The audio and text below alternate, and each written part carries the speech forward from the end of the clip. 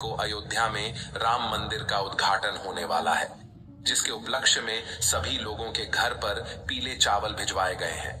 पीले चावल के साथ में ध्वजा भी भिजवाई गई है। साथ ही में भगवान राम का आशीर्वाद भी पहुंचाया गया है। पर दोस्तों, यहाँ पर एक बहुत बड़ा प्रश्न निकल कर आता है कि सभी भारतवासियों के घर पर पीले चावल तो पहुंचाए गए हैं आमंत्रण के रूप में कि राम मंदिर के उद्घाटन में आप सभी लोगों को जरूर आना है। पर दोस्तों, उन पीले चावलों का आखिर हमें करना क्या है? देखिए, कई सारे लोग ये बात भी कहेंगे कि भाई हमारे पास तो बहुत ही कम चावल के दाने आए हैं। कुछ लोग ये कहेंगे भाई हमारे पास तो भरपूर मात्रा में चावल के दाने आए हैं, मतलब निमंत्रण स्वरूप आए हैं। तो दोस्तों, अब यह प्रश्न निकल कर आता है कि इन पीले चावलों का आखिर हमें करना क्या है?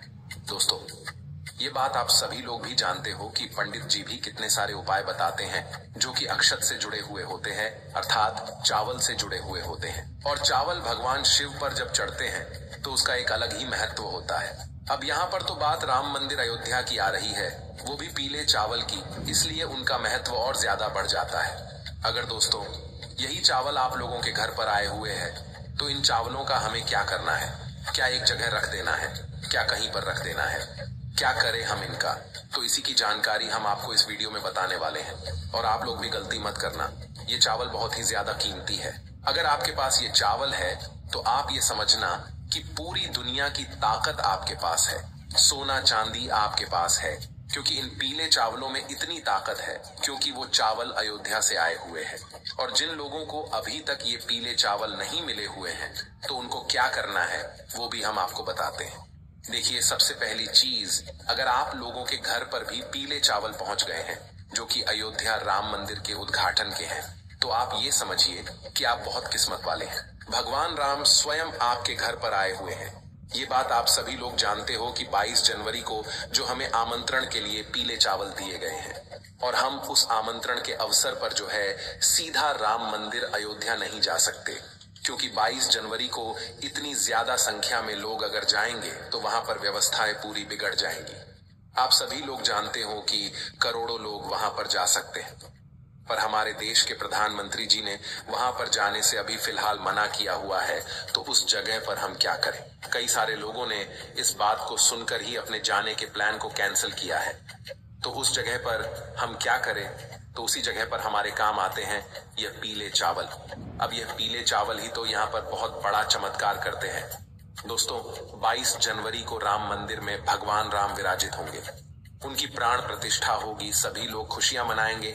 तो उसी समय पर आप लोगों को भी अपने घर में आए हुए इन पीले चावलों का इस्तेमाल करना है। अब ये पीले चावल जो है ये आपके आमंत्रण के लिए भी है, ये भगवान राम भी हैं, ये भगवान राम का आशीर्वाद भी है, और ये आपके घर में सुख समृद्धि बढ़ाने वाले हैं। आप सभी लोग शायद जानते ही होंगे, पूज्य गुरु जी ने कई बार पीले चावल का महत्व भी बताया है।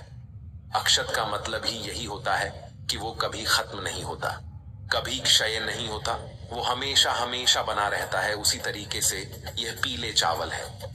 जिस भी व्यक्ति के घर में राम मंदिर अयोध्या का पीला चावल पहुंचा है, एक दाना भी पहुंचा है, तो आप बहुत किस्मत वाले हो। बस एक चावल का दाना भी पहुंचा है तो आप इस वीडियो को पूरा जरूर देख लेना। तो देखिए दोस्तों, सबसे पहली चीज, अगर आपके घर में राम मंदिर के पीले चावल पहुंचे हुए हैं तो इन पीले चावलों को आपको बहुत ही संभाल कर रखना है, क्योंकि राम भगवान खुद आपके घर पर आए हुए हैं। आप खुद तो वहां पर उस दिन नहीं जा सकते जिस दिन उनके प्राण प्रतिष्ठा हो रही है।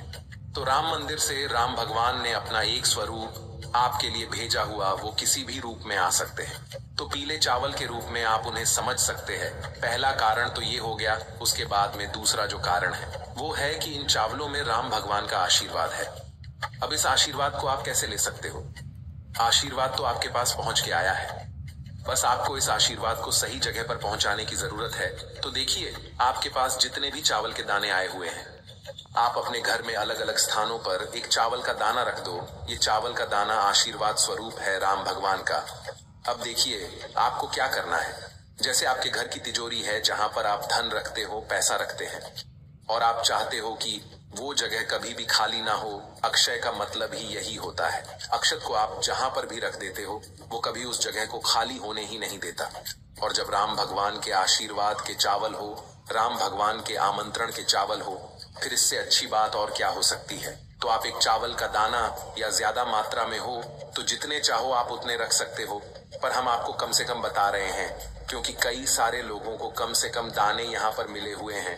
तो एक चावल का दाना आपको लेना है और अपने घर की तिजोरी में जाकर रख देना है। ये हमने आपको पहला बता दिया। उसके बाद में दोस्तों दूसरा है अपने घर के मंदिर में, ये तो हम आपको आखिर में बताएंगे। फिर आप अपने घर के मंदिर में रख देना है। पहला आपने तिजोरी होती है वहां पर रख दिया। अब दूसरे दाने की बात करें तो दोस्तों दूसरा दाना आप ले जाना अपने घर के Alpha, you are now approaching Mark 4. Roger that.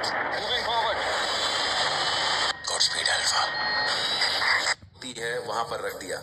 अब दूसरे दाने की बात करें तो दोस्तों दूसरा दाना आप ले जाना अपने घर के रसोई घर में जहां पर आप भोजन बनाते हो, ताकि जब आप भोजन बनाओ उस समय भी भगवान का आशीर्वाद आप पर बना रहे और आपका जो भोजन है वो बहुत ही स्वादिष्ट बने। इसीलिए आपको क्या करना चाहिए कि दूसरा चावल का दाना अपने घर के रसोई घर में रख देना चाहिए, वो भी सुरक्षित जगह पर। ऐसा ना हो कि आपने रखे और कल इधर उधर कर दिया, तो वैसा नहीं होना चाहिए।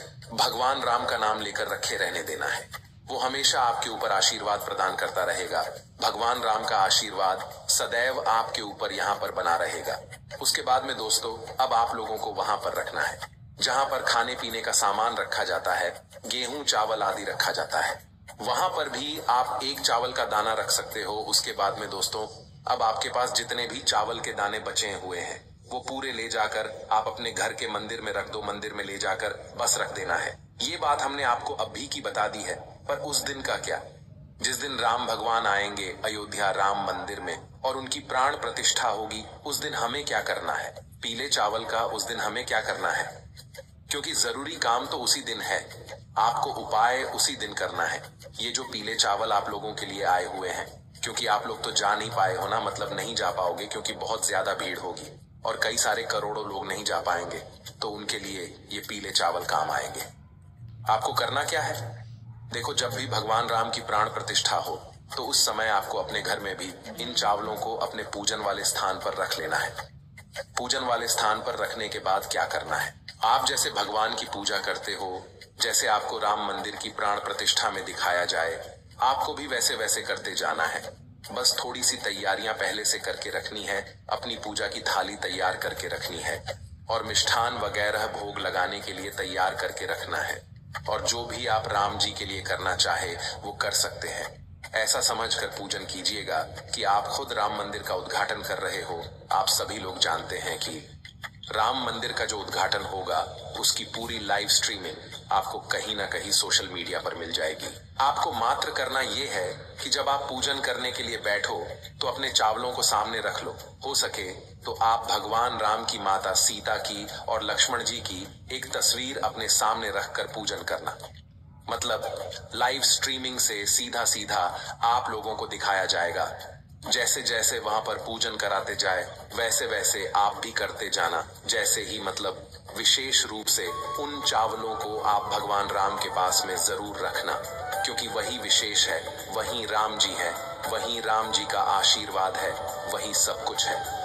अभी आपके पास राम जी खुद आपके घर उसी रूप में आए हुए हैं, तो आपको उन चावलों का विशेष रूप से पूजन करना है। राम जी को टीका लगाना है, लक्ष्मण जी को माता सीता को टीका लगाना है। अगर आप लोग मतलब मूर्ति वगैरह रखे हो या फोटो वगैरह रखी है, अगर नहीं भी है तो सिर्फ चावल की आप लोग पूजा कर सकते हो, कोई दिक्कत नहीं है। तो आप लोग पूजन करो, अच्छे मन और भाव से पूजन करो और उनसे प्रार्थना करो। जैसे ही आपकी पूजा हो जाती है उसके बाद में आपको इस दिन दीपक भी लगाने हैं, दीपदान भी करना है। किसके लिए करना है? भगवान राम के लिए करना है। दीपावली के दिन आप किस तरीके से दीपक लगाते हो, ठीक वैसे ही दोस्तों इस दिन भी आप लोगों को दीपावली मनानी है, क्योंकि राम जी आए हैं तो दीपावली तो मनाना बिल्कुल पक्का ही है। अब दीपावली हम लोग कैसे मनाएंगे? आप जैसे दीपावली के दिन लक्ष्मी पूजन करते हो रात्रि में, वैसे ही आप लोगों को राम की इस दिन रात्रि में पूजा करनी है। हम आपको कुछ ज्यादा बोझ नहीं दे रहे हैं, आपके मन से जैसा हो पाए आप वैसा करना, पर मन से करना। भगवान की कृपा अयोध्या से सीधा आपके ऊपर हो जाएगी। तो आप पहले पूजन करना, पूजन के बाद अब आप जो है पहले से दीपक तैयार करके रखना। कितने दीपक तैयार करोगे?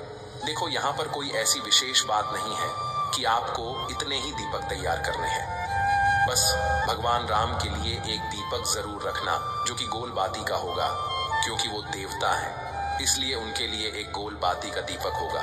और यहाँ पर आप शुद्ध देसी गाय का घी उपयोग करना, ठीक है। आपसे अगर हो सकता है तो आप पूजन के समय ही दीपक जला लें, एक मीडियम साइज का जो दीपक होता है। और दीपक जो आपको लेना है वो मिट्टी का लेना है, यहाँ पर आटे का दीपक मत लेना। दीपावली के दिन आप कौन सा दीपक लगाते हो? मिट्टी के दीपक लगाते हैं, तो यहाँ पर भी आपको मिट्टी का दीपक लेना है। भगवान राम के लिए शुद्ध देसी गाय का घी का दीपक ले लेना, सिर्फ उनके लिए, बाकी कुछ भले ही मत लेना। उनके लिए मात्र एक गोल बाती का घी का दीपक तैयार कर लेना और पूजन के समय, आरती के समय जलाकर उनके सामने रख देना। कपूर से भी उनकी आरती करना, कपूर भी उनके सामने जलाना है। उसके बाद में दोस्तों, अब आप लोगों को अपने घर पर कुछ विशेष स्थानों पर दीपक लगाने हैं। मतलब भगवान का पूजन करने के बाद में देखिए आपको क्या करना है, आपकी जितनी क्षमता हो उतने मिट्टी के दीपक लेना है और उन दीपकों में लंबी बाती का प्रयोग करना है। लंबी बाती रखकर आपके पास जो तेल हो वो उनके अंदर डाल देना है।